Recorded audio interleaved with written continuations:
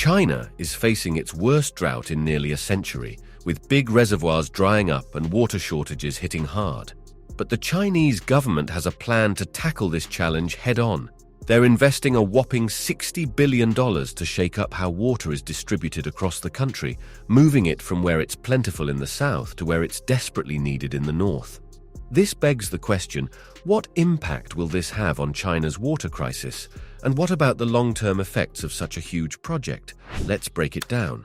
One of the main reasons China is in this mess is because a lot of water, about 62%, is used in farming, and it's not being used efficiently. Plus, there's this massive drought hitting the country, making things even worse. On top of all that, the way dams and reservoirs are spread out doesn't help. Most of the water is down south, but most people live up north, creating a major imbalance. So, what's the plan? For over 50 years, there's been talk of moving water from the south to the north. And now, China's South-North Water Transfer project is making it happen. They're building 3 routes to transport water, one from the Yangtze River to the Yellow River in the east, another from the Han River to the Hai River in the middle, and a third connecting the Yangtze and Yellow Rivers out west. It's a massive undertaking, but it's aimed at providing water to the north. But not everyone's on board with this plan. Critics say it's too expensive, and that the money could be better spent fixing the root causes of the water crisis. Plus, building such a huge project could cause serious environmental damage. Despite the pushback, the government is forging ahead, investing billions and aiming to finish by 2050. However, they promise they'll prioritize conservation and minimize environmental harm. And with China's drought woes, this project might just be the lifeline they need. Already, millions have benefited. And while it's just the beginning, it could lead to a brighter future. So while the project faces its fair share of controversies, it could end up being a game-changer for China. And with the eastern and middle routes already up and running, we might see some real progress sooner than we think. China's water crisis stems from a combination of factors, including overuse of water resources, inefficient water management practices, geographical disparities in water distribution, and the impact of climate change-induced droughts. With agriculture consuming a significant portion of the country's water, coupled with industrial and domestic demands, the strain on water resources has become increasingly severe. Geographically, China's water resources are unevenly distributed, with the majority located in the south, while the population is concentrated in the north and east. This creates a mismatch between water availability and demand, exacerbating water scarcity issues in the northern regions. To address these challenges, the Chinese government launched the South-North Water Transfer project, one of the largest infrastructure projects in history.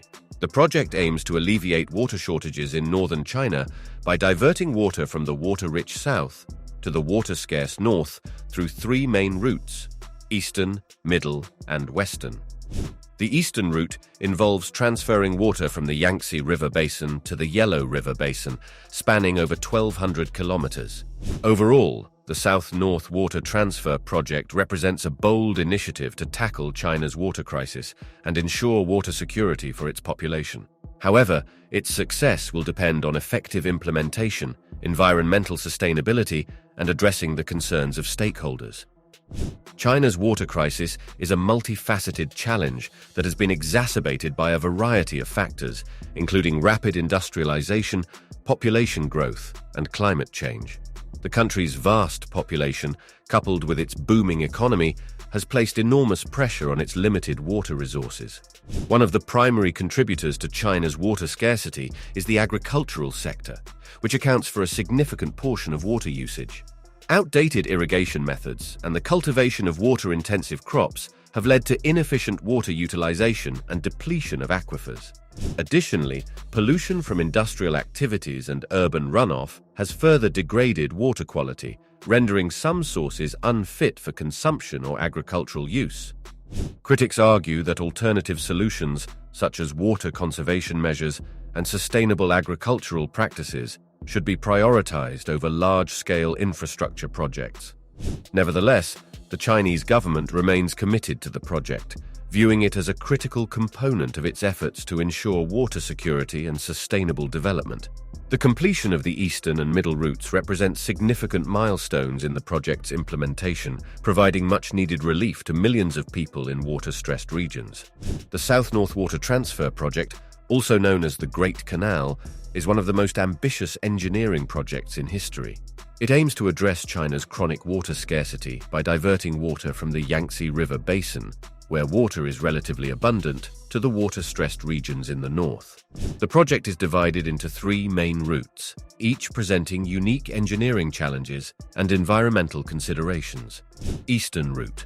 This route involves the construction of canals, tunnels, and pumping stations to transfer water from the Yangtze River in Jiangsu Province to the Yellow River in Shandong Province. Spanning over 1,200 kilometers, the Eastern Route is the longest of the 3 and traverses varied terrain, including mountains and densely populated areas.